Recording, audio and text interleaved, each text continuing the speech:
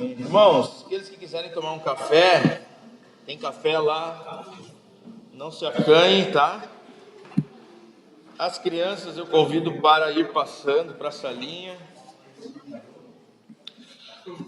E os demais que não querem tomar café, eu convido para abrirem suas Bíblias em Atos 2.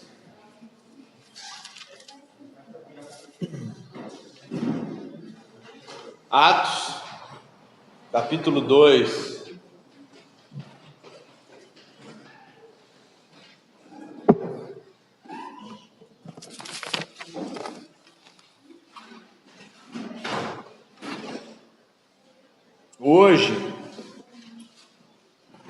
Hoje nós vamos meditar no versículo 14 de Atos, capítulo 2, até o versículo 36, tá?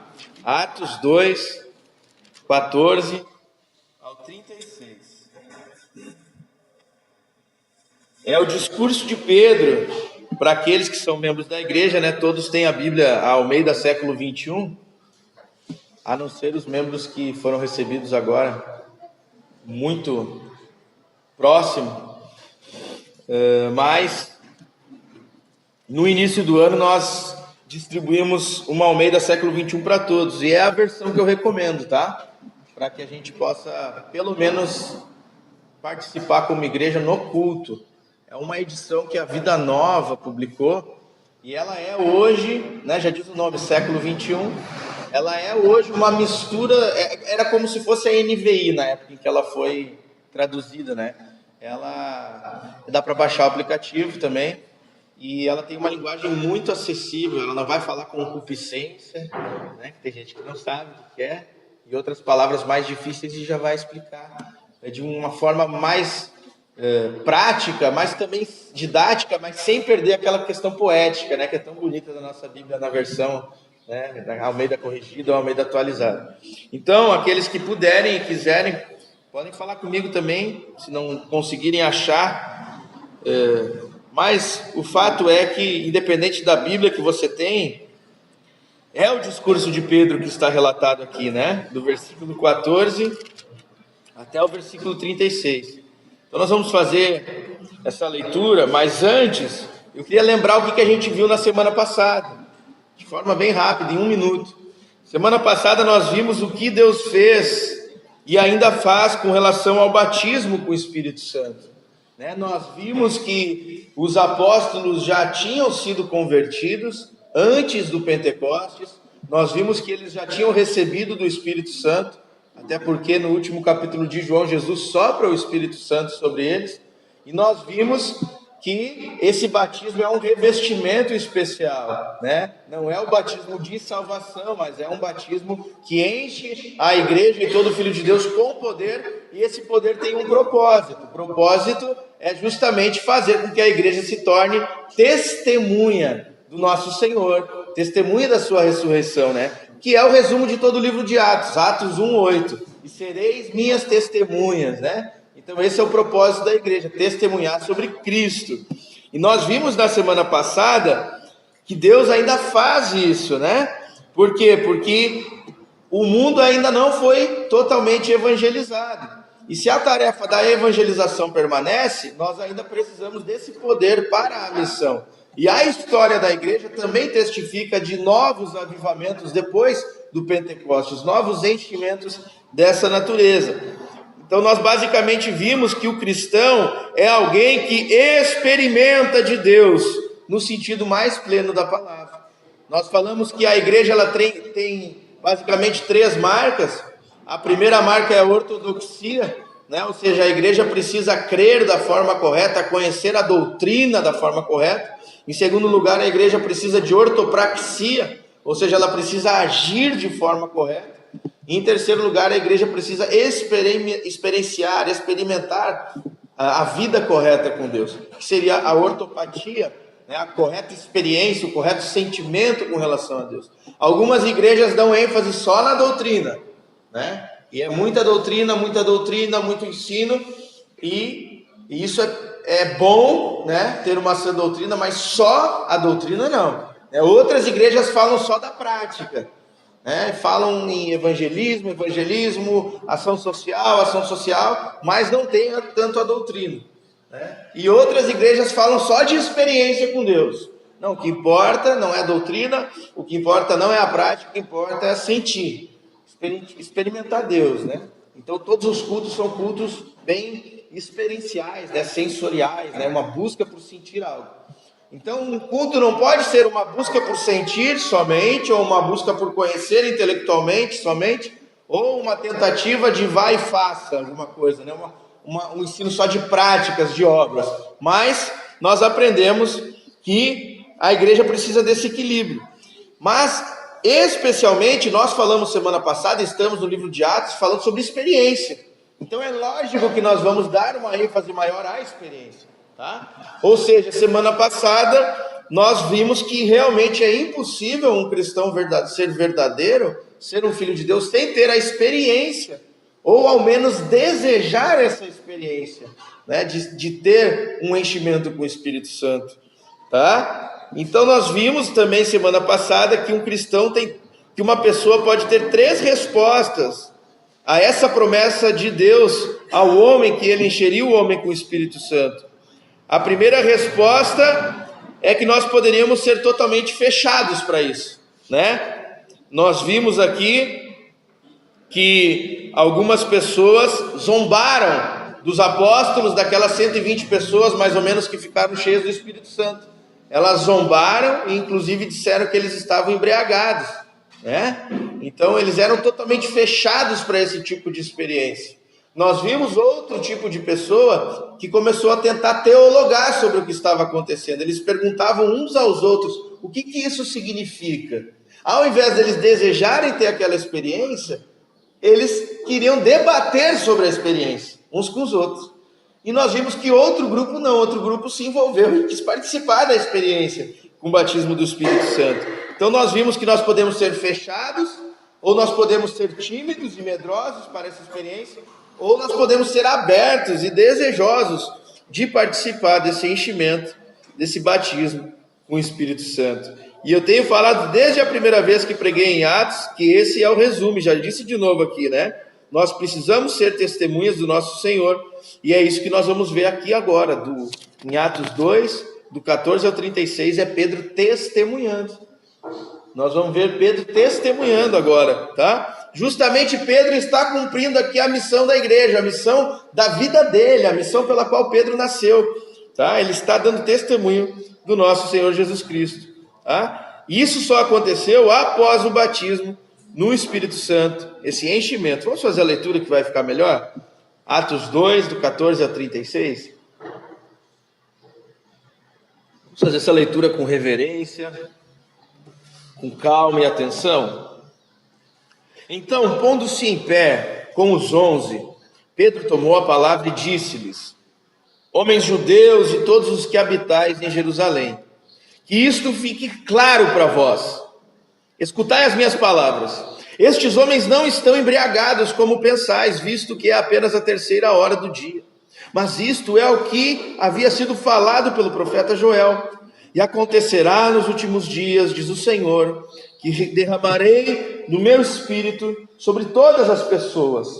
E os vossos filhos e as vossas filhas profetizarão, os vossos jovens terão visões, os vossos velhos terão sonhos.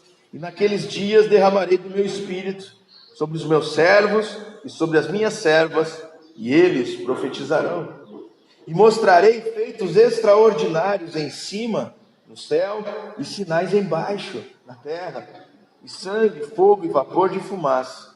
O sol se transformará em trevas, e a lua em sangue, antes que venha o grande e glorioso dia do Senhor. E acontecerá que todo aquele que invocar o nome do Senhor será salvo. Homens israelitas, escutai essas palavras. Jesus, o Nazareno, homem aprovado por Deus entre vós com milagres, feitos extraordinários e sinais, que Deus realizou entre vós por meio dele, como bem sabeis. Ele que foi entregue pelo conselho determinado e pela presciência de Deus, vós o matastes, crucificando pelas mãos de ímpios. E Deus o ressuscitou, quebrando as algemas da morte, pois não era possível que fosse detido por ela. Pois Davi fala sobre isso: eu sempre via o Senhor diante de mim, pois está à minha direita, para que eu não seja abalado. Por isso o meu coração se alegrou e a minha língua exultou. E além disso o meu corpo repousará em esperança, pois não deixarás a minha vida no túmulo, nem permitirás que o teu santo sofra deterioração. Fizeste-me conhecer os caminhos da vida, tu me encherás de alegria na tua presença. Irmãos, concedei-me dizer-vos com clareza que o patriarca Davi morreu e foi sepultado, e o seu túmulo está até hoje entre nós. Sendo ele profeta e sabendo que Deus lhe havia prometido com juramento que faria um dos seus descendentes assentar-se no seu trono, Davi previu isso e falou da ressurreição de Cristo, cuja vida não foi deixada no túmulo e cuja carne não sofreu deterioração. Foi a este Jesus que Deus ressuscitou, e todos somos testemunhas disso. Portanto, exaltado à direita de Deus, e tendo recebido do Pai a promessa do Espírito Santo, derramou o que agora vedes e ouvis. Porque Davi não subiu aos céus, mas ele próprio afirma: o Senhor disse ao meu Senhor: assenta-te à minha direita, até que eu ponha os teus inimigos como estrado dos teus pés. Portanto, toda a casa de Israel fique absolutamente certa que este mesmo Jesus, a quem crucificastes, Deus o fez Senhor e Cristo. Senhor Deus, bendito Senhor, enquanto Jesus não vem buscar a sua igreja, o Senhor nos deu a tua palavra escrita, Senhor, enquanto o verbo que se fez carne, Senhor, a palavra viva, não voltar para nos buscar, Senhor. Os teus filhos meditam na tua palavra escrita, Senhor. Mas será inútil, Pai, falarmos da tua palavra escrita sem o poder do teu Espírito, Senhor. Por isso, Pai, que o teu Santo Espírito esteja selando, Senhor, ungindo cada palavra aqui, Senhor, para que, de fato, a vida do Senhor se manifeste em nós. Nós somos totalmente famintos, Senhor. Precisamos do pão da vida, Senhor. Somos totalmente sedentos. Necessitamos da água da vida, Senhor. Nós precisamos, Senhor, da tua força, pois somos fracos. Nós precisamos da tua coragem, Senhor, pois somos medrosos. Precisamos de ânimo, Senhor, porque somos desanimados. Precisamos de perseverança, porque somos inconstantes, Senhor. Precisamos do teu amor, Senhor, porque somos odiosos. Precisamos da tua paz, Senhor, porque constantemente vivemos atribulados. Bendito Deus, venha sobre nós, Pai de amor, nos abençoe enquanto ouvimos a tua palavra, Senhor, para que possamos ver Cristo em nós, o que Cristo é, o que Cristo fez e fará em nós por amor do teu nome, Pai. Que venhamos a receber esperança, fé e amor por meio do teu bendito evangelho, Pai. Em nome de Jesus Cristo. Amém. Senhor, irmãos, vamos versículo a versículo meditar aqui nisso tudo que a gente leu. Eu vou tentar ser um pouco rápido, porque são muitos versículos, né? E aí vai ficar muito difícil a gente entrar de forma muito minuciosa, tá? Mas basicamente no versículo 14 vocês vão ver que Pedro se coloca em pé. E é impossível nós lermos isso, alguém que admira a Jesus Cristo e a compaixão de Cristo e conhece a Escritura, é impossível não lembrar do que Pedro fez, né, com Jesus e para Jesus. Pedro negou a Jesus. É o que nós no meio evangélico chamamos de queda, né? Pedro caiu, né? Pedro negou a Cristo 3 vezes, e agora nós vemos Pedro em pé, né? Aquele que estava caído agora está em pé, e quem o colocou em pé foi o próprio Senhor, pelo poder do Espírito Santo. E então, aquele que teve medo e era tímido para falar de Jesus, agora toma a palavra, ele tem uma postura totalmente diferente. Ninguém pediu a Pedro para que ele falasse. Ele toma a palavra com ousadia e encorajamento, que vem da parte do Senhor. E então ele fala àquela multidão de judeus, que para quem não estava aqui no culto passado, nós falamos que o dia de Pentecostes era uma festa judaica, tá? Então todos os judeus de todas as partes iam a Jerusalém para comemorar essa festa. Então haviam muitos judeus ali. Então Pedro toma a palavra e fala a eles: homens judeus e todos que habitais em Jerusalém. Ele está falando dos visitantes e dos moradores. Que isto fique claro para vós. O objetivo da pregação é sempre aclarear as coisas, né? O objetivo da pregação e da proclamação da palavra é trazer luz. Nós sabemos que a maior característica da luz é que ela mostra a realidade, né? À noite nós não enxergamos as coisas como elas realmente são. Se nós entrarmos na nossa casa e as luzes estiverem apagadas, nós não enxergamos as coisas como elas são de fato. Mas com a palavra nós conhecemos as coisas como elas verdadeiramente são. E é isso que Pedro está fazendo aqui. Ele está dizendo que isto fique claro para vós. Pedro quer usar da palavra de Deus e das profecias contidas no Antigo Testamento para provar para aqueles irmãos judeus a realidade de que aquilo que estava acontecendo era algo feito pelo próprio Deus. Então ele abre o seu discurso falando: eu quero que fique claro para vós, não duvidem, escutem as minhas palavras. E sempre que eu vejo um profeta falando, escutem as minhas palavras, e aqui nessa perícope, nesse trechinho, Pedro fala 2 vezes: escutai as minhas palavras, escutai as minhas palavras. Eu lembro de Deus, o próprio Deus no monte, dizendo: ouve Israel, né? Shema Israel, o Senhor é o teu Deus, o Senhor é um. A base da relação do povo de Deus com Deus é a confiança na sua palavra. Então é muito importante esse ouvir, não apenas com o ouvido, né? Mas ouvir de fato, dando atenção com o coração, né? Ouvir atentamente. E aqui Pedro faz o mesmo pedido: ouçam, escutem as minhas palavras. E aí então ele começa a explicar que aquilo que eles estavam dizendo, que aqueles homens estavam embriagados, que aqueles homens, né, estavam malucos, não era verdade. Ele fala: estes homens não estão embriagados, como pensais, visto que é apenas a 3ª hora do dia.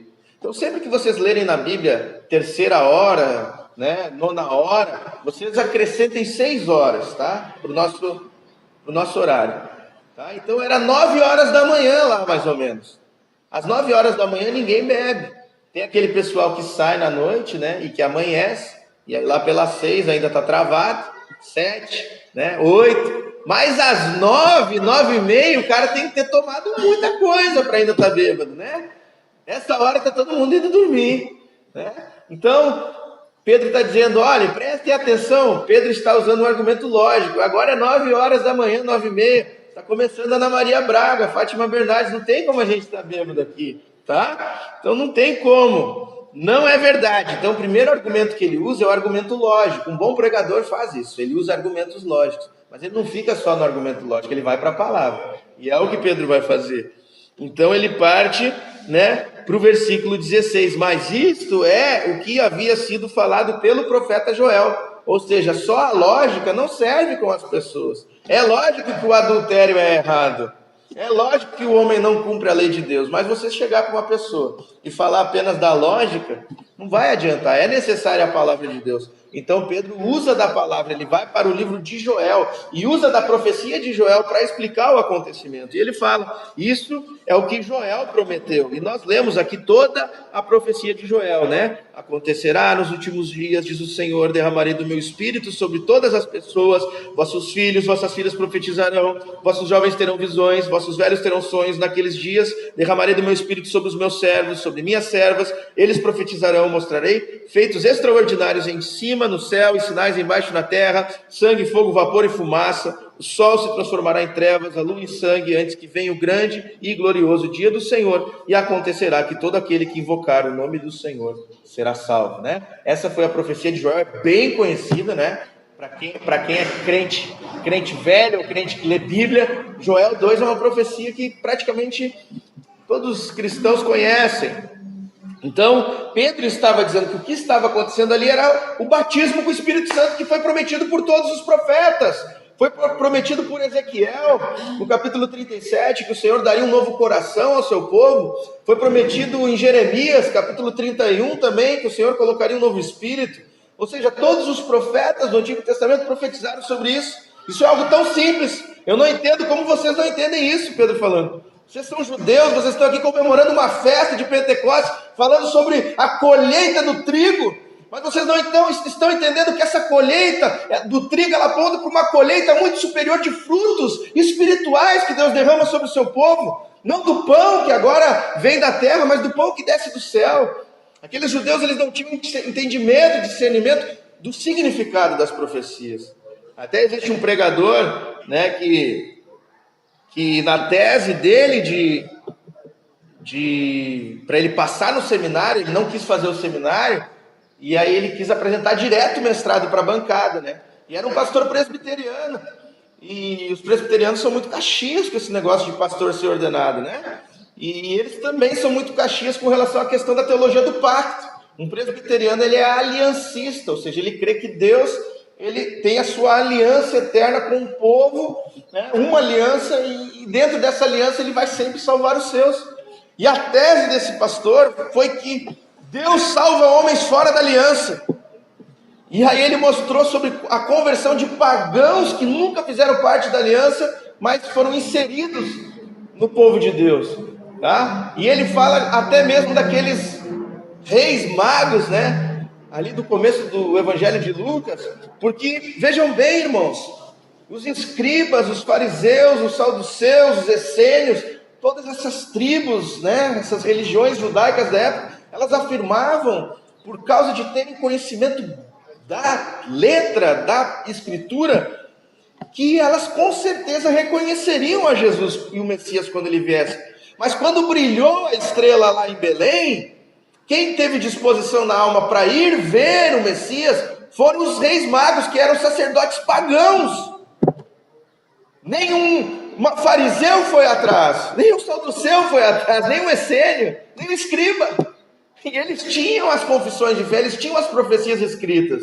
Isso significa que não basta nós conhecermos a doutrina, não basta nós conhecermos a Escritura, se do alto não for dada essa disposição, essa iluminação. O que nós vemos nessa profecia de forma bem rápida são 4 coisas. Número 1, o Espírito Santo é para todos. O Espírito Santo não é para um povo apenas, mas para todos os povos. O Espírito Santo não é para uma classe social apenas, mas para todas as classes. Algo que para essas pessoas que estavam na festa era inconcebível. Eles falam: esses homens não são galileus, que estão falando em vários idiomas?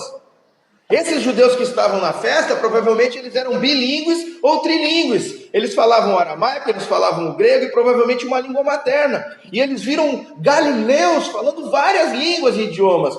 Algo impossível para alguém culto.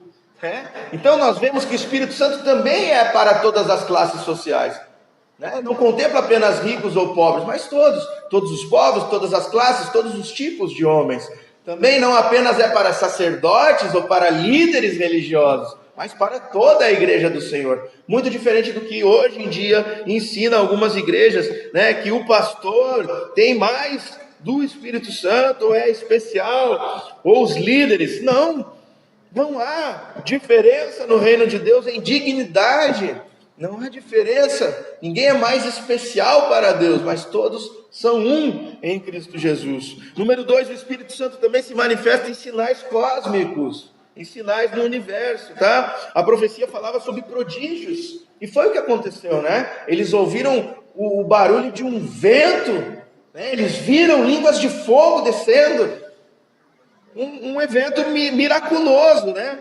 Teofanias, como nós vimos aqui, aparições de Deus, sinais e prodígios. Então, número 3, estes sinais, eles apontam para algo. Vocês viram aqui, verso 20, o sol se transformará em trevas e a lua em sangue, né? Mas está dizendo que isso vai acontecer quando? Antes que venha o julgamento, antes que venha o grande e glorioso dia do Senhor.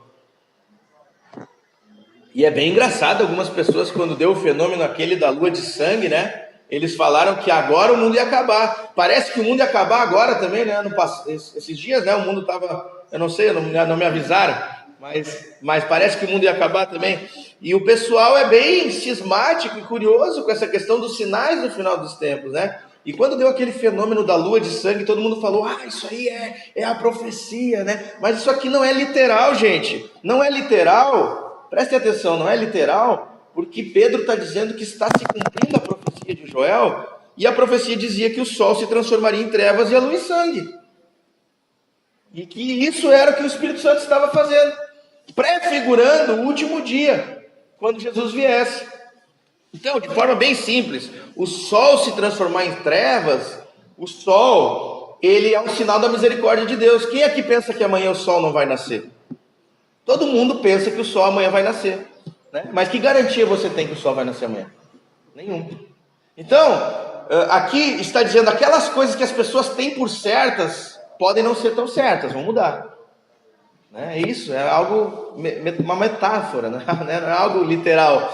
E ele está dizendo, a lua vai se transformar em sangue, ou seja, aquela luz que iluminava o caminho escuro, na verdade também vai mudar. E vai trazer um aspecto de morte, de julgamento. Por quê? Porque quando o Espírito for derramado, os homens estão sobre um novo tipo de julgamento. Porque agora o Espírito Santo foi dado, e quem rejeitar desse Espírito vai ser julgado, com maior rigor. Então por isso a lua pode se transformar em sangue, e o sol pode se escurecer, né? Então não é nada literal aqui, apesar de ter sinais, né, cósmicos, como a gente viu. O Senhor já fez uma nuvem, já fez até chover pão do céu, o Senhor já abriu o mar vermelho, falou na sarça ardente, uma coluna de fogo. Também sinais cósmicos existem, mas aqui, né, esses sinais, o mais importante não é tentar compreender o significado deles. O mais importante é entender para que eles apontam. Apontam para o último dia em que, de fato, o sol vai se escurecer. Porque todo mundo vai acordar pensando, misericórdia. Não, agora é juízo. Jesus veio julgar vivos e mortos. Não, mas a gente ainda tem a noite. Não tem mais noite. Hoje vai ser o dia inteiro o julgamento. De dia e de noite. O sol e a lua vão ser trevas e sangue. Hoje vai ser dia de acertar as contas. Então esses sinais apontam para algo muito superior. E nós temos que ter conhecimento disso. Que se o Espírito Santo foi dado à igreja, ele está apontando para um julgamento muito maior, caso nós rejeitemos esse Espírito. E por último, essa promessa fala de salvação. Vocês viram, né? E acontecerá, verso 21, que todo aquele que invocar o nome do Senhor será salvo. Uma promessa de salvação é o que essa profecia fala. Então vamos para o versículo 22.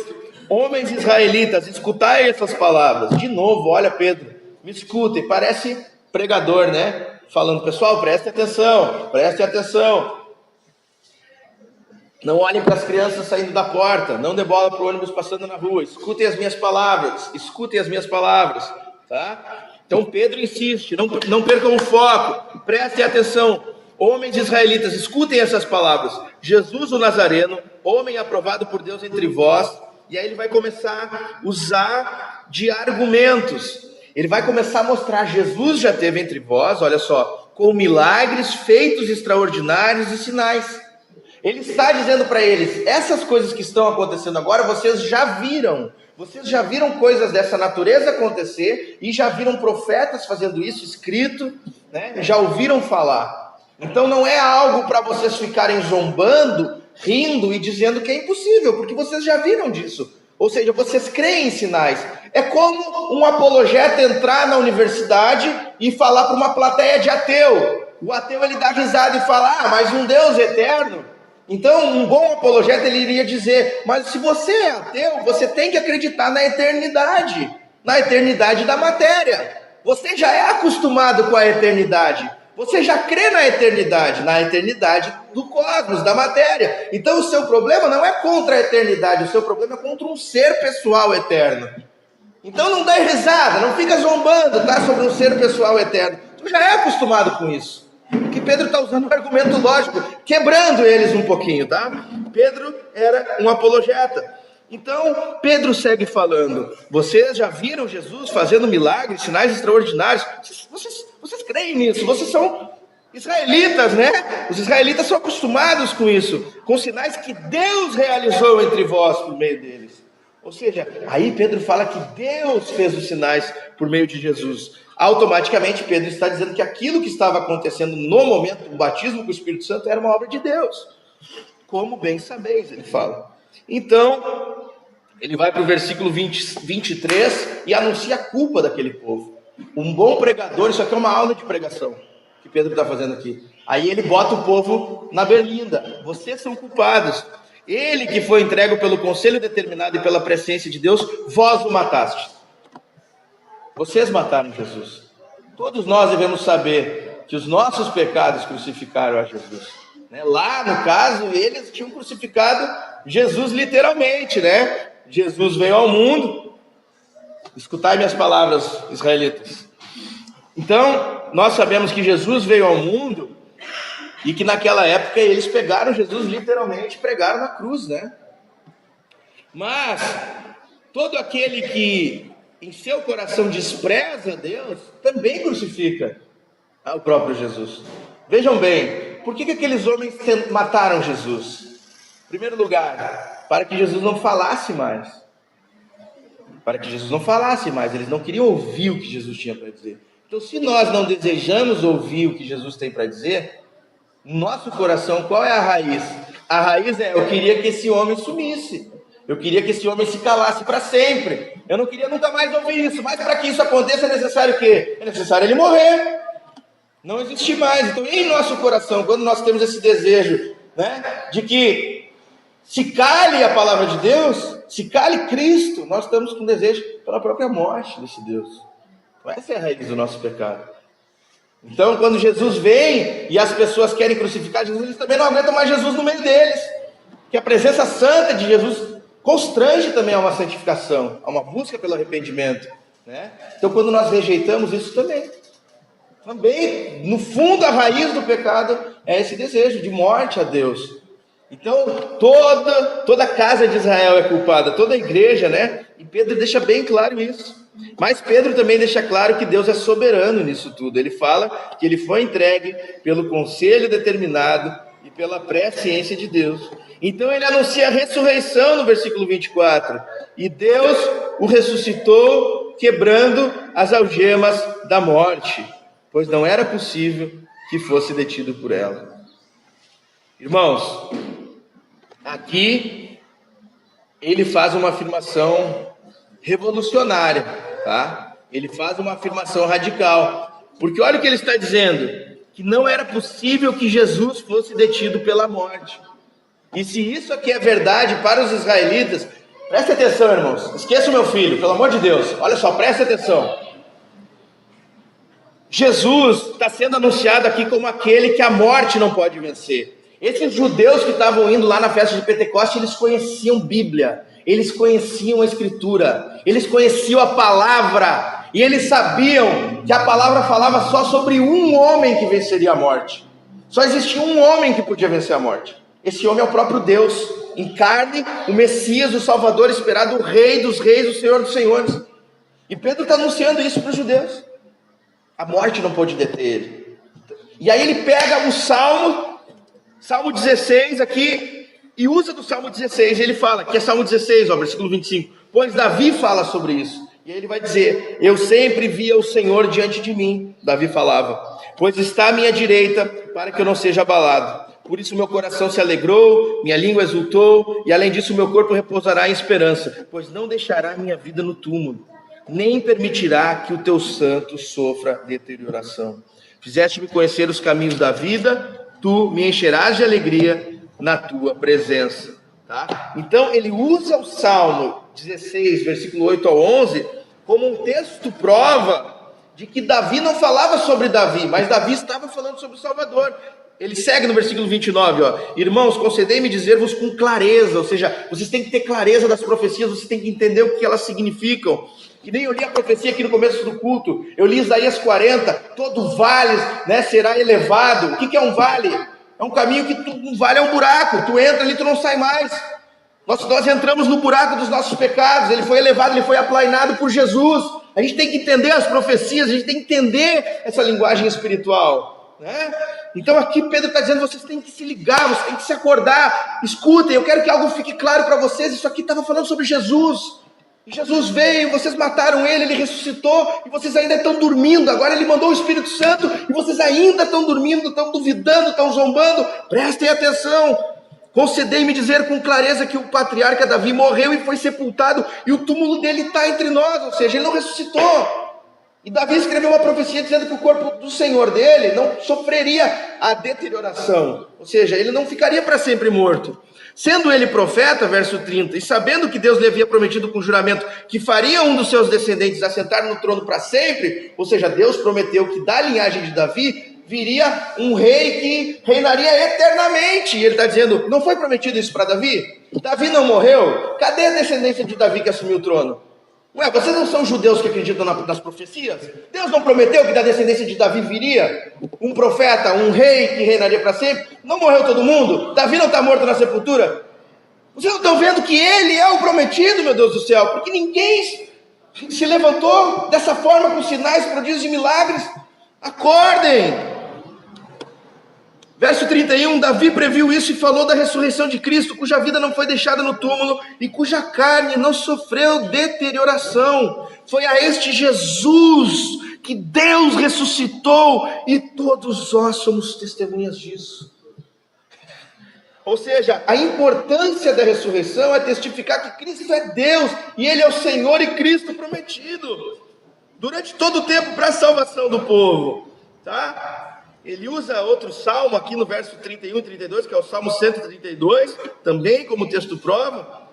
E aí ele vai partir para os finalmente. O que ele quer dizer? Ele está dizendo, nós somos testemunhas, porque todos os apóstolos viram Jesus ressurreto. Ele mostrou o lado dele, ele mostrou as mãos dele, dizendo, olha aqui, toca em mim, Tomé. As mulheres viram, mais de 500 pessoas viram, é um fato documentado. Ele é o ressurreto de Deus, é isso que Pedro está dizendo aqui. Portanto, olha só, agora ele vai dizer, mas ele não é só um homem que foi ressurreto. Portanto, verso 33, exaltado à direita de Deus. Ele não está falando apenas sobre ressurreição, mas sobre ascensão, a doutrina da ascensão. Ele é um com Deus, ele está à direita de Deus Pai, ele tem todo o favor de Deus. Sempre que eu vou fazer um churrasco, e eu asso aquela costela gostosa, aquele vazio, tem um dos filhos do Henrique que gosta daquela parte com a gordurinha, e eu sempre falo para ele, senta à minha direita, na minha destra há delícias, eu falo, e eu corto e jogo para ele assim, ó. Então, Jesus tem o favor de Deus, Jesus tem a direita de Deus, Jesus tem a delícia de Deus, ou seja, ele é o próprio Deus, ele está em igualdade com Deus, ele participa de toda a bondade, de tudo que Deus é. Ele está dizendo, não foi só um homem que ressuscitou, Deus ressuscitou várias pessoas, mas esse Cristo, ele ascendeu à direita de Deus Pai, ele é o próprio Deus, prestem atenção, ele está dizendo. Então, tendo recebido do Pai a promessa do Espírito Santo, derramou o que agora vocês estão vendo. Ou seja, isso aqui é uma obra de Cristo, e vocês não conseguem entender, ele é o Messias. E aí ele chega no finalmente, ó, porque Davi não subiu aos céus, meu Deus do céu, mas ele próprio afirma, o Senhor disse ao meu Senhor, assenta-me à minha direita, né? E aqui ele usa outro salmo, e ele fala, até que eu ponha os teus inimigos como estrado dos teus pés. E aí ele chega no finalmente, versículo 36, para terminar a explicação. Pedro desenhou a explicação para eles, diz assim, ó, portanto, conclusão, toda a casa de Israel fique absolutamente certa, olha só, absolutamente certa, ou seja, não tem como duvidar, mediante as profecias, mediante o que Jesus fez, mediante a sua morte, mediante a sua ressurreição, mediante o envio do Espírito Santo, mediante tudo que foi dito aqui, fiquem absolutamente certos de que esse mesmo Jesus a quem vocês crucificaram, agora olha o peso que cai sobre eles, esse mesmo Jesus que vocês rejeitaram, esse mesmo Jesus que vocês estão zombando, Deus o fez Senhor e Cristo. Aí acho que agora ele conseguiu pregar o evangelho para aqueles caras. Senhor, porque Adonai, ele usa o termo que só era usado para Deus. Porque os judeus não queriam dizer o nome de Deus, então eles chamavam Hashem, o nome, ou Adonai, Senhor. E ele fala, esse Cristo é Adonai. Esse Cristo é o Adonai. Aqueles judeus entendem, meu Deus do céu. Ele é Adonai, e ele é o Mashiach, que é outro termo que eles oravam, para vocês terem ideia. Um judeu, ele ora 3 vezes ao dia, pedindo que venha o Messias. E ele fala, esse é o Messias. Esse é o Messias que você... E ainda até hoje os judeus que não creem na vida de Jesus, que Jesus é o Messias, eles oram 3 vezes por dia pedindo: Senhor, que venha o Messias, que venha o Messias. Então aqui Pedro está dizendo, ele é Senhor e Cristo, final do verso 36. Ele é o Messias. Então o que fica claro aqui é que Pedro leva todos a perceberem a relação do batismo do Espírito Santo com a ressurreição de Jesus, a ascensão de Jesus. E essa é a obra principal do Espírito Santo, dar testemunho que isso é verdade. Só falar não adianta, o Espírito Santo tem que vir e fazer com que isso seja verdade no coração de cada um, tá? Então, nós vimos aqui, finalmente, Pedro sendo uma testemunha. Que milagre isso aqui! Isso aqui é um milagre tremendo. Pedro covarde, dando testemunho de Jesus. 2 coisas nós aprendemos nesse texto. Primeira, Jesus é Senhor e Messias. Jesus é Senhor e Messias. Ele é Deus e Salvador, pois venceu a morte completamente. A tríade satânica, a trindade satânica, né? A carne, o diabo e o mundo, foi derrotada na cruz do Calvário. Então a primeira coisa que nós precisamos aprender é que Jesus é Senhor e Cristo, porque Ele venceu a morte. E aí eu vou ter que pregar o Evangelho para vocês, né? Eu sempre prego o Evangelho aqui, mas eu queria ensinar todos a pregar o Evangelho. 4 coisas uma pessoa precisa saber para pregar o Evangelho para outro. Pastor, como é que eu falo que Jesus é Senhor, é Deus e é Cristo, é Salvador? Como é que eu proclamo o Evangelho? Quero o que Pedro estava fazendo aqui. Se você quer proclamar o Evangelho para alguém, você tem que ensinar 4 coisas para essa pessoa: criação, queda, redenção, consumação. Criação, queda, redenção, consumação. Você vai ter que falar da criação. Deus criou o homem odiou a Deus. Adão rejeitou a árvore da vida. Deus dizendo para ele: permaneça na minha palavra, confie na minha palavra, escuta. Né? Deus sempre dizendo: escuta, cabeção, escuta, me ouve.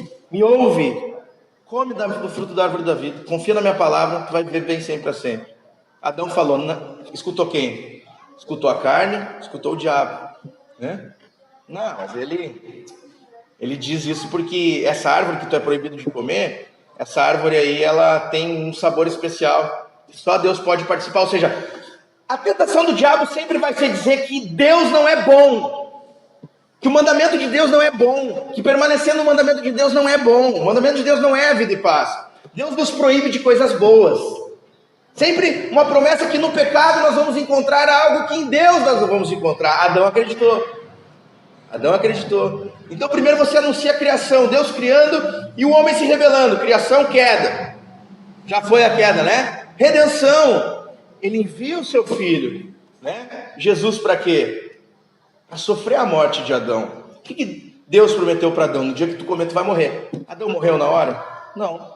Por quê? Porque desde aquele momento Deus decidiu tomar a morte para si, ao invés de matar Adão. Então Jesus é o segundo Adão. Então a verdade é que todo homem merece a morte por causa do pecado de Adão. Porque no lugar de Adão todos nós pecaríamos. Tem gente que não entende isso. Tem gente que pensa, não, a gente nasce sem pecado, tipo Virgem Maria ou Jesus, né? A gente nasce sem pecado. Maria tinha pecado, tá? Mas a Igreja Católica inventou que não, né? Então tem pessoas evangélicas que acreditam nisso. Você nasce sem pecado, inocente, né? Acho que nunca tiveram um bebê em casa, né? Mas tudo bem. Nasce sem pecado, inocente. E aí tu chega a uma idade da razão. Aí na idade da razão, Deus vai começar a te julgar pela idade da razão. Aí na idade da razão, se tu pecar, Deus vai te punir por causa dos teus pecados. Não tem nada a ver com isso. Não tem nada a ver com isso. Porque a Bíblia fala que por natureza, Efésios 2, somos todos filhos da ira de Deus, por natureza, a nossa natureza já, tá? Davi falava nos Salmos, eu fui concebido em pecado me concebeu minha mãe. Romanos 5 fala em Adão todos pecaram. A questão é que no lugar de Adão todos nós faríamos o que Adão fez, que Adão foi o homem perfeito. Nós somos condenados, nós nascemos debaixo da ira de Deus, porque ele considera que todos nós rejeitamos a ele. E todos nós merecemos o quê? A morte. É isso. Mas que duro, pastor. Por que eu vou merecer a morte por eu ter rejeitado a Deus? Porque Deus é misericórdia. Quando tu rejeita a misericórdia, tu abraça a vingança. E tu se torna uma pessoa vingativa. Porque Deus é a favor da vida. E quando tu se torna contra Deus e rejeita Deus, tu se torna a favor da morte. Porque Deus é fidelidade. Quando tu rejeita a fidelidade, tu abraça o adultério. Porque Deus, Ele é amor, e quando tu rejeita o amor, tu abraça o ódio. E aí vai, né? Então rejeitar a Deus é rejeitar toda a bondade, todo o dom, toda a boa dádiva, tudo aquilo que Ele é, só Ele é. E o contrário daquilo que Ele é morte, trevas, caos, destruição. É isso que o homem se torna. Então Deus precisa punir, primeiro porque é justo. Segundo porque se Ele permite que um ser desse jeito fique vivo, ele é uma bomba em potencial. E essa morte se alastra. Nós vemos isso no nosso mundo, né? A morte se alastrando por meio de homens pecadores. E nenhum governo vai resolver, nenhuma política econômica, social, nenhuma filosofia vai resolver o problema do homem. Até que Cristo venha e pare a maldade no coração do homem, né? E acabe com aquilo. É o que Cristo vai fazer. Queda, criação, queda, redenção. Cristo toma a nossa morte. O julgamento de Deus, a ira de Deus. Cristo é o para-raio de Deus, como se fosse um livro de contabilidade. Todos os nossos pecados, Deus o Pai pega o livro de Jesus, a vida de Jesus, e anota os nossos pecados, o nosso fica limpo, tá? E também a vida positiva de Jesus, a obediência positiva de Jesus, também no nosso lugar acreditado. Evangelho, é isso. Consumação, Jesus vai voltar, e não apenas vai consertar nossas vidas como indivíduo, mas o cosmos inteiro.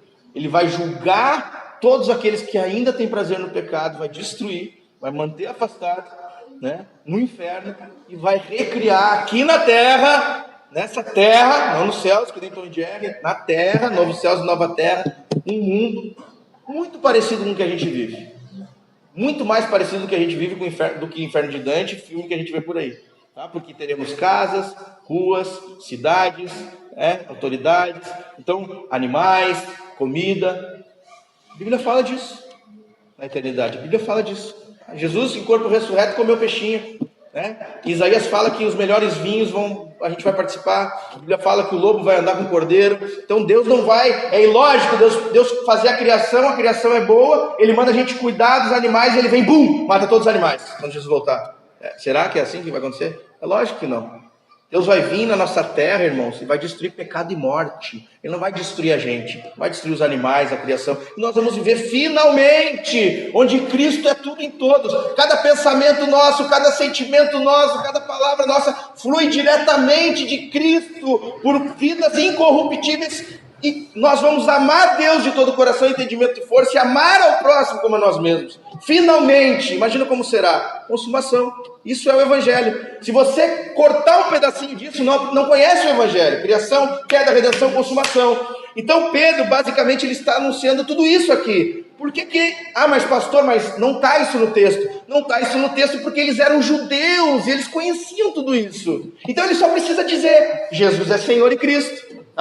Então, quando o Exu do banheiro desceu na igreja, quando Pedro fala para judeus, os judeus conhecem as profecias. É diferente do que eu chegar aqui na Vila Caturrita, lá na invasão, e dizer assim, Jesus é o Messias. Vai ficar todo mundo olhando para mim. Messias? Messias quem? Messias do carpinteiro? Messias do cara que trabalha com ferragem? Por quê? Porque se as pessoas que moram aqui não conhecem as Escrituras, não conhecem o termo Messias e o significado, o que adianta dizer para eles que Jesus é o Messias? Não adianta nada. Então eu tenho que explicar para eles quem é o Messias, o que significa o Messias, o termo Messias. Agora, Pedro não precisava explicar, os judeus sabiam quem que era o Messias, eles sabiam quem que era o Adonai, o Senhor. Então é isso basicamente que Pedro faz aqui, tá, irmãos? Eu gosto de um termo que John Owen fala. Ele fala da morte na morte de Cristo. É difícil entender isso? A morte da morte na morte de Cristo. Então a nossa morte é morte. A morte da nossa morte na morte de Cristo. Foi isso que aconteceu. A morte da morte na morte de Cristo. Fantástico. Paulo disse, aonde está, ó morte, a tua vitória? Aonde está, ó morte, a tua vitória? Porque Jesus venceu a morte. Ele triunfou sobre a morte, ela não pôde prender ele. Então se alguém já venceu a morte, né, é que nem jiu-jitsu, é que nem MMA. Tem um cara lá que se levanta e ninguém derruba ele. Mas a hora que um vem, pum, derruba ele. Opa, ele morreu já. Se alguém matou, outros podem matar. Foi o que Jesus fez por nós. Ele matou a morte, a nossa morte. Ele disse, agora eu já liquidei ela. Fica tranquilo. A morte morreu. Né? Aonde está a morte, a tua vitória? Paulo também fala, tudo é vosso, até a morte de vocês. A morte que antes, né, ontem eu vi um vídeo, não sei se vocês viram esse vídeo no Facebook, que dizia assim, olhem o que significa a esperança da salvação. E era um vídeo numa igreja africana, do funeral de uma senhorinha que foi 40 e poucos anos membro da igreja. E estava rolando uma festa lá. E todo mundo pulando e adorando e dançando, e dizendo, já estou comemorando que ela está com Jesus. Essa é a morte do crente. Claro que tem a tristeza, né, dos parentes e tal, a gente não vai mais ver. Essa esperança viva. A morte foi morta. A segunda coisa que eu disse que nós precisamos saber é que o Espírito Santo é a testemunha de Deus em nosso espírito. O Espírito Santo testemunha em nosso espírito que isso foi feito por nós. Porque saber que Jesus morreu apenas de forma vaga por todo mundo não adianta. Tem que ser por mim. Lutero, ele escrevia muito sobre isso. Ele escrevia muito, ele usava o termo, né, pro nobis, em latim, tem que ser por nós. Não adianta saber, Jesus morreu pelos pecados. Não, Jesus morreu pelos meus pecados. Tem que ser pessoal. O Espírito Santo é o que vai fazer com que essa verdade geral, preste atenção, seja aplicada de forma individual para a gente. Por quê? Porque essa salvação tem de ser experimentada por nós. Tá? Vocês lembram da história que eu contei semana passada aqui? Vou contar de novo. Eu tenho um amigo, uma história muito triste. Eu tenho um amigo que ele se matou. Tá? Ele era preparador físico, trabalhou comigo num time, e ele se matou. E ele se matou num momento de tragédia da vida dele, onde a mulher dele proibia ele de ver o filho, e ele não recebia, não conseguia pagar pensão, trabalhava muito, e ele começou a ficar meio maluco, começou a usar droga e acabou se matando. Só que eu conhecia esse cara, eu era amigo dele, e eu sabia o amor que ele tinha pelo filho dele. Ele tinha um filhinho bem pequenininho, ele tinha uns 3 aninhos na época em que ele se matou. E ele tinha um amor para aquela criança, ele passava o dia inteiro falando da criança, tanto é que ele se matou porque não podia ver a criança.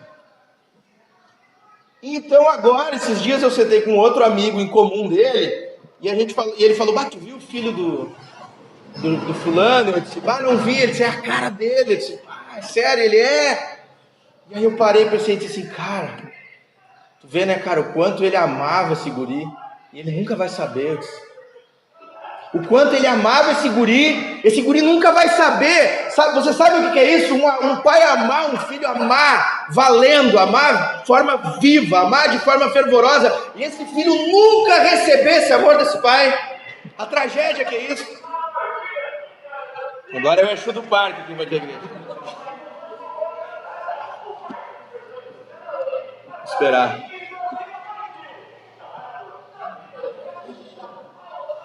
Então, irmãos, esse guri, ele vai nascer a vida inteira e ele nunca vai saber que o pai dele amou.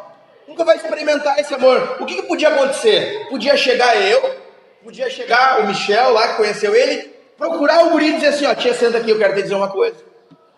Cara, o teu pai era apaixonado por ti. O teu pai, ele era louco por ti. Tu não sabe quem era o teu pai. Não, tu não sabe o quanto ele te amava. O que a gente está fazendo? A gente está proclamando do amor do pai para ele. Mas eu vou perguntar para vocês, vai adiantar alguma coisa para ele só saber aqui, sem nunca ter vivido aqui? Vai adiantar. Ele pode ficar feliz com a cabeça dele. Agora, se eu conseguisse de alguma forma pegar o coração desse homem que morreu, pegar o coração dele, o espírito dele, colocar dentro do coração desse guri e dizer assim, sente aqui o que teu pai sentia por ti. Aí vai adiantar, né? Porque dele vai sentir o amor. Né? Então eu sou testemunha do amor que esse pai tinha por esse filho. Eu vi, eu sou testemunha. Os apóstolos foram testemunhas da ressurreição de Jesus. Eles viram Jesus ressuscitar. Eles podiam falar, eu vi Jesus ressuscitar. Como eu fui testemunha do amor desse pai, eu vi ele te amar. Mas esses judeus nunca tinham experimentado dentro deles esse amor. Eles não entendiam dentro do peito deles que esse amor, que isso era verdade. Então não adiantava só comunicar. Por isso que não adianta o pregador ficar aqui falando. Não adianta nada eu comunicar para vocês. Eu posso vir aqui e explicar o texto em grego inteiro para a igreja. Não adianta absolutamente nada o testemunho da palavra sem o testemunho do Espírito. É simplesmente nulo o meu ensino. Por isso que Paulo falava, eu não me apoio em pregação com sabedoria humana. Ele diz assim, as pessoas olhavam Paulo e diziam, mas ele tem uma aparência fraca, né? Ele tem um jeitão estranho, né? Porque Paulo dizia, eu não estou me importando com isso. A palavra que eu prego é poder de Deus, ele dizia. Eu não estou me importando, eu prego a cruz. O resto eu deixo com Deus. Então, o Espírito Santo é essa testemunha. Por isso é tão importante falar do Evangelho na perspectiva trinitária, como eu já falei aqui 1 milhão de vezes, e vou falar mais. O meu objetivo é que todo mundo decore isso. Nós precisamos entender que a salvação tem início na Trindade. Não tem início em nós ou em nada mais. Deus o Pai, Jesus o Filho, o Espírito Santo, o amor que o Pai tem pelo Filho, o amor que o Filho tem pelo Pai.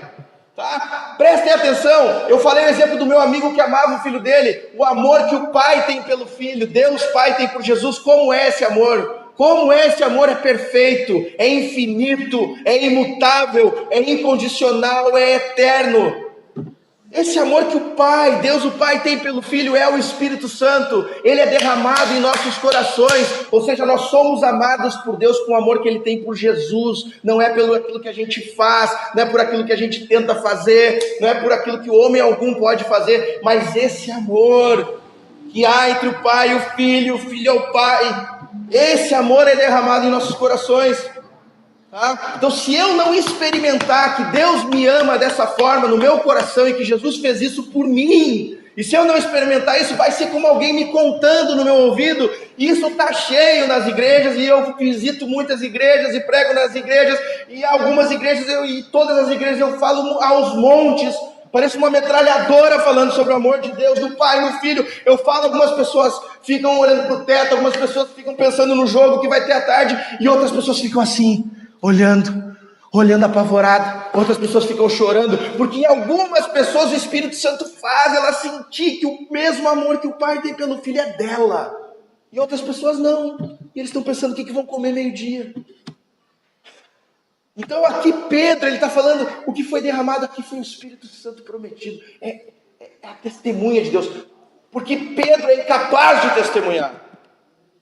Pedro não tem como testemunhar, a não ser que a própria testemunha de Deus testifique no coração dele a verdade.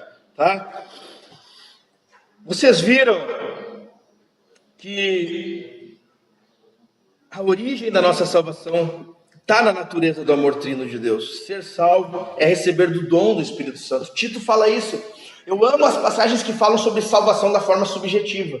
A forma objetiva, ou seja, a forma que a gente vê externa de fora é pela fé. Todo mundo é salvo pela fé. Mas a forma subjetiva que ninguém vê, o alicerce da salvação, é o Espírito Santo. Tito fala, nós somos salvos pelo lavar regenerador do Espírito Santo. Os profetas do Antigo Testamento diziam, o Senhor vos dará um novo coração. O Senhor vos dará um novo espírito. O Senhor vai escrever no teu coração a sua lei, na sua mente. Isso é a parte subjetiva. Deus faz, tá? Então ser salvo é receber desse Espírito. É impossível o homem fazer algo. Tudo que o homem faz é resposta. Nós o amamos porque Ele nos amou primeiro, diz a palavra. Nós o amamos porque Ele nos amou primeiro. É simples. Se estar perdido é perder a comunhão com esse Deus, salvação é o quê? Viver a experiência de novamente fazer parte dessa comunhão.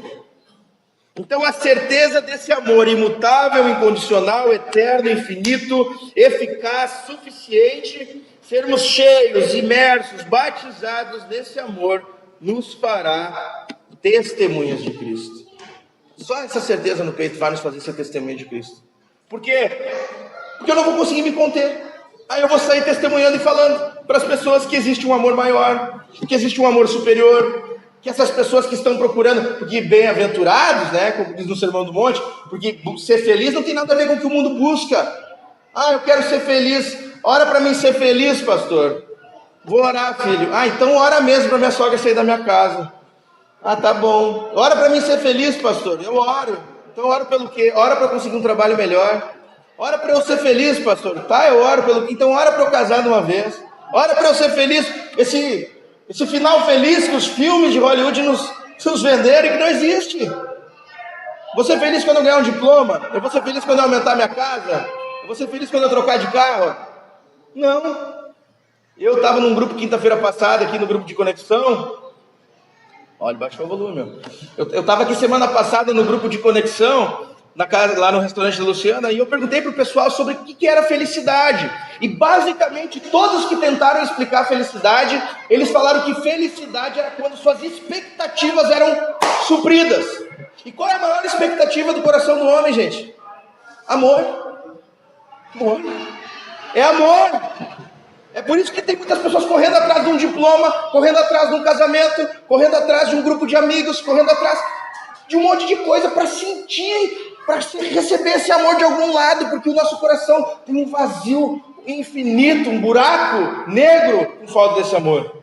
Então quando a gente recebe desse amor que o Pai tem pelo Filho, Jesus, que é um amor infinito, imutável, incondicional, e a gente recebe isso dentro do nosso peito, acabou, eu estou cheio, eu não preciso mais nada na minha vida. Então, se eu sou pleno do Espírito Santo, o que eu vou fazer com o resto da minha vida? Eu só vou falar desse amor. Por quê? Porque eu vou ver uma pessoa, mas olha que legal, comprei um carro conversível, não legal, mas olha só que negócio muito mais legal, presta atenção. Porque nada mais vai cativar o teu coração está pleno desse amor.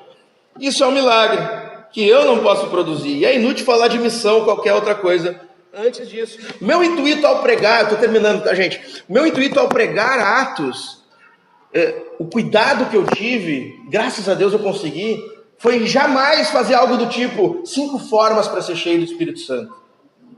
3 maneiras de conseguir o Espírito Santo. Vão para casa e busquem e façam isso aqui que vocês vão ser cheios do Espírito Santo. Não. O meu propósito era justamente mostrar o Pedro antes do Espírito Santo, negando a Cristo, cheio de culpa, incrédulo, sem confiança que era possível um amor desse. Jesus vai lá, Pedro está pescando, o que Pedro fala? Retira-te de mim, retira-te de mim. Mas Jesus fala, retirar eu de você? Nunca. A culpa atinge Pedro quando ele vê Jesus, e todos nós quando vemos a Jesus, a culpa nos atinge. Sentimento de culpa. E Jesus vem, não, eu não vou me retirar. Não há culpa mais. Não há condenação, há aceitação aqui. É o amor que o Pai tem pelo Filho. Pedro fica nervoso com aquilo. Pedro depois nega Jesus 3 vezes. E Pedro deve ter passado terríveis dias pensando, meu Deus, eu neguei. O único que me amou eu neguei. E ele podia ter pensado como alguns cristãos pensam. Não, Jesus morreu pelos meus pecados passados. Só que agora eu cometi pecados depois de conhecer Jesus. Meu Deus, Jesus perdoa os passados, os pecados presentes, todos os pecados que nós vamos cometer, irmãos. A ira de Deus foi aplacada finalmente, perfeitamente, está consumado. Deus nunca mais ficará irado com seus filhos. Essa é a maravilhosa notícia do Evangelho. Nunca mais ficará irado com seus filhos. Nós veremos sempre um pai disciplinando um filho, mas nunca um juiz vingativo, punindo inimigos. Porque Cristo fez a obra completa, é isso que fala em Hebreus, de uma vez por todas adentrou no santuário e acabou. Agora, acreditar nesse amor dá até medo. Será mesmo? Então eu estou liberado? Sim. Se é por medo, está liberado. O verdadeiro amor lança fora todo medo. Jesus quer a fé que atua pelo amor. Eu te amo incondicionalmente. Então, Pedro volta a pescar de novo, né? Ele não consegue acreditar no amor de Deus. Jesus aparece e chama ele de quê? Amigos. Amigos. Então parece que muitas vezes Jesus tem que vir nos convencer, né? Esse pecado já foi pago. Aí a gente faz de novo. Esse pecado já foi pago. Aí a gente quer se afastar, voltar a pescar. E a gente vai sempre fazer isso, né? Hashtag somos todos Pedro. Somos todos Pedro. Enquanto nós não experimentarmos esse batismo de amor, sempre vamos voltar a pescar e buscar sentido da vida em outras coisas que não tem nada a ver com isso. Sempre vai ser assim, enquanto nós não tivermos esse batismo do Espírito Santo. Essa semana me contaram uma história, irmãos aqui da igreja, que o filhinho de um dos irmãos da igreja fugiu de casa. Ele fugiu de casa porque ele disse que não sentia mais o amor do pai e da mãe. Todos nós vamos fugir de casa quando não sentirmos mais o amor do pai e da mãe. O pai e a mãe amam, mas ele não sente. É a mesma coisa. O que ele levou na fuga dele? O notebook e o celular. Porque se eu não recebo amor, eu posso receber prazer. O que me dá mais prazer? Notebook e celular. Então eu vou substituir pai e mãe, notebook, celular. A gente faz isso. Eu olho uma criança dessa, na hora eu vejo Deus falando comigo, é isso aí, tu é isso aí. Se tu não tiver a certeza do meu amor no fundo do teu peito, como âncora da alma, imerso, batizado e transbordando, se tu não receber desse amor, é o que tu precisa, amor infinito, amor incondicional, que tu não tem condições, Amor imutável, não muda. Amor eterno para sempre, vem de sempre, vai ser para sempre. E amor eficaz, ele cumpre, suficiente, tudo, todas as suas necessidades. Rafael, enquanto você não sentir isso, filho, sempre você vai procurar o quê? Nas coisas. Sempre vai procurar fugir de casa, né? Sair da presença do pai e procurar o quê? Meu notebook, meu celular. Outro propósito, outra coisa que me comunique sensações de prazer, substituindo a sensação do amor de Deus. Então, seria ridículo eu falar sobre o sermão de Pedro e dizer, vão e preguem o evangelho. Vão, que nem algumas igrejas fazem. Então a gente tem que evangelizar, pessoal. E aí sai um monte de Walking Dead na rua aí, zumbi morto, evangelizando. Não tem a certeza no fundo do peito. Não sente o amor de Deus no fundo do peito. Nunca foi batizado com esse amor. Tudo é mais legal que Jesus para ela. E aí quer ser evangelizando, com cartaz na rua. Jesus te ama, duvidando que não ama nem ela. Não sente certeza do amor que Jesus tem por ela. Mas quer evangelizar e dizer para os outros que Deus ama ela. Possível. Só seremos testemunhas. Como Pedro foi testemunha aqui depois de um batismo no Espírito Santo. Só com esse derramar, só sendo imerso, sabe? Afogado mesmo nesse amor, sentir esse amor.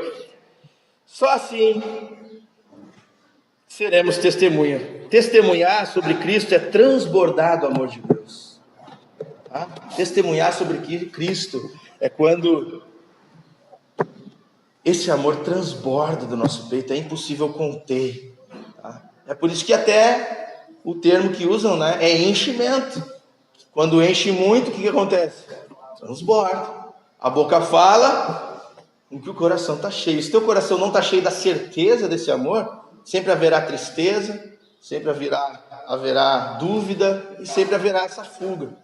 Então a igreja deve testemunhar, né? O pastor está falando de missão aqui. Todos nós devemos proclamar como Pedro. Mas antes tem que acontecer algo dentro da gente. E eu queria te encorajar a ir para casa hoje e pensar toda essa semana. Se de fato você tem confiança nesse amor de Deus. Ou se você ainda é como Pedro, sempre fugindo e duvidando. Buscando seu notebook, seu celular. Né? Ou se você tem certeza que nada pode te separar do amor de Deus. Se você não tem, peça ao Senhor que você seja batizado nesse amor. Cheio do Espírito Santo, essa experiência que todo cristão precisa ter. Por isso existe legalismo, cristãos vivendo no pecado, heresia, cristãos sem o Espírito Santo, cristãos 5 ml do Espírito Santo.